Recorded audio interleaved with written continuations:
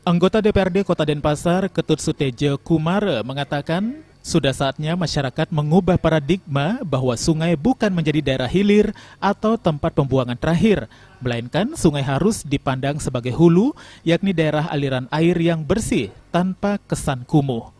Untuk memotivasi masyarakat ikut menjaga sungai, khususnya di Kota Denpasar, ke depan harus dipikirkan agar sungai tetap dijadikan sebagai tempat pagelaran acara, baik lomba maupun hiburan, agar masyarakat malu untuk membuang sampah di sungai.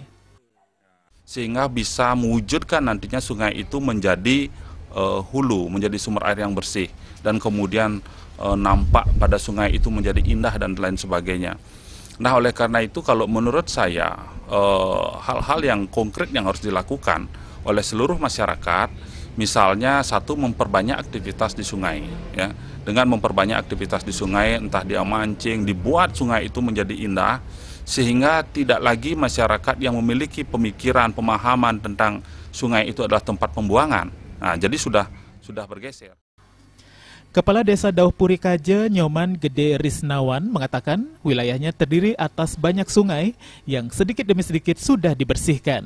Meski demikian, dirinya berharap partisipasi masyarakat agar jangan membuang sampah ke sungai karena pemerintah sudah menyediakan fasilitas dari DKP untuk pembuangan sampah. Masyarakat tentunya khususnya di Dauhpuri Kaje agar kita sadarlah, jadi merasa memiliki sungai itu.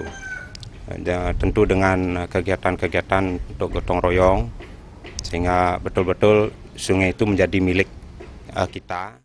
Ditambahkannya, dengan memelihara sungai dengan baik, dengan penataan yang indah, dengan peran serta Sekehet Rune, ke depan sungai di Kota Denpasar diharapkan akan menjadi tempat rekreasi baru yang bermanfaat bagi Kota Denpasar. Jaya dan Adi Setiawan, Bali TV.